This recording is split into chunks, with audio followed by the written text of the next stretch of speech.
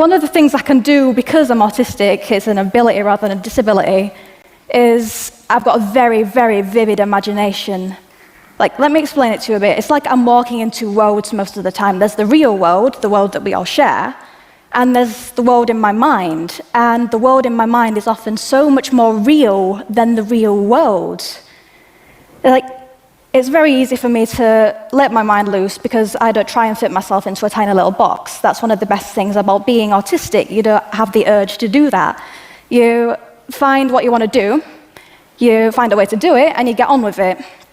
If I was trying to fit myself into a box, I wouldn't be here. I wouldn't have achieved half the things that I have now. There are problems, though. There are problems with being autistic, and there are problems with having too much imagination. Like, school can be a problem in general, but having also to explain to a teacher on a daily basis that their lesson is inexplicably dull, and you are secretly taking refuge in a world inside your head in which you are not in that lesson, that adds to your list of problems. Also, when my imagination takes hold, my body takes on a life of its own. When something very exciting happens in my inner world, I've just got to run, I've got to rock backwards and forwards, or sometimes scream. Like this gives me so much energy, and I've got to have an outlet for all that energy.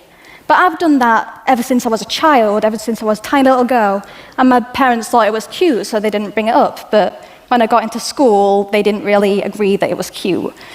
It can be that people don't want to be friends with the girl that starts screaming in an algebra lesson.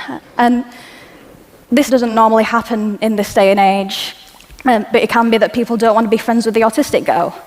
It can be that people don't want to associate with anyone who or can't fit themselves into a box that's labelled normal. But that's fine with me, because it sorts the wheat from the chaff, and I can find which people are genuine and true, and I can pick these people as my friends. But if you think about it, what is normal? What does it mean? Imagine if that was the best compliment you ever received. Wow, you are really normal. Compliments are, you are extraordinary, or you step outside the box, you're amazing. So if people want to be these things, why are so many people striving to be normal? Why are people pouring their brilliant individual light into a mold? People are so afraid of variety that they try and force everyone, even if people who don't want to or can't, to become normal. There are camps for LGBTQ people or autistic people to try and make them this normal. And that's terrifying that people would do that in this day and age. All in all, I won't trade my autism and my imagination for the world.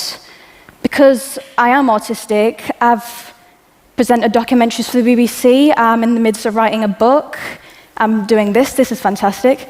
And one of the best things that I've achieved, that I consider to have achieved, is I've found ways of communicating with my little brother and sister, who, as I've said, are non-verbal, they can't speak. And people would often write off someone who's non-verbal, but that's silly because my little brother and sister are the best siblings that you could ever hope for. They're just the best, and I love them so much, and I care about them more than anything else. I'm going to leave you with one question. If we can't get inside the person's mind, no matter if they're autistic or not, instead of punishing anything that strives from normal, why not celebrate uniqueness and cheer every time someone unleashes their imagination? Thank you.